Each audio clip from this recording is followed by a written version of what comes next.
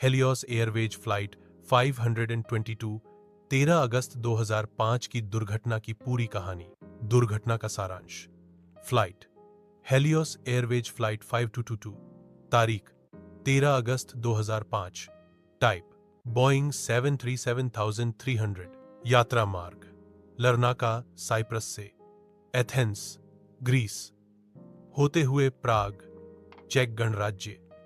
यात्रियों की संख्या 115 यात्री और 6 क्रू, कुल 121।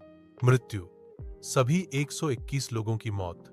घटना की शुरुआत 13 अगस्त 2005 की सुबह हेलियोस एयरवेज की फ्लाइट 522 साइप्रस के लरनाका अंतरराष्ट्रीय हवाई अड्डे से रवाना हुई। इसका पहला पड़ाव था एथेंस ग्रीस। उड़ान भरने से पहले विमान की कैबिन प्रेशराइजेशन सिस्टम, कैबिन का हवा दबाव बनाए रखने वाला सिस्टम को मैनुअल मोड में सेट कर दिया गया था, जबकि उसे ऑटोमेटिक मोड में होना चाहिए था। टेक ऑफ के बाद जैसे जैसे विमान ऊंचाई पर पहुंचा, केबिन में हवा का दबाव कम होता गया, लेकिन पायलटों को इसका अंदाजा नहीं लगा।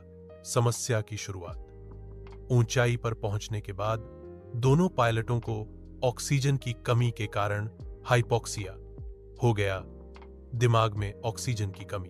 धीरे धीरे दोनों पायलट चेतना खो बैठे और विमान ऑटो पायलट मोड में उड़ता रहा। ग्रीक एयर ट्रैफिक कंट्रोल ने कई बार संपर्क करने की कोशिश की, लेकिन कोई जवाब नहीं मिला। विमान का भटकाव और अंत।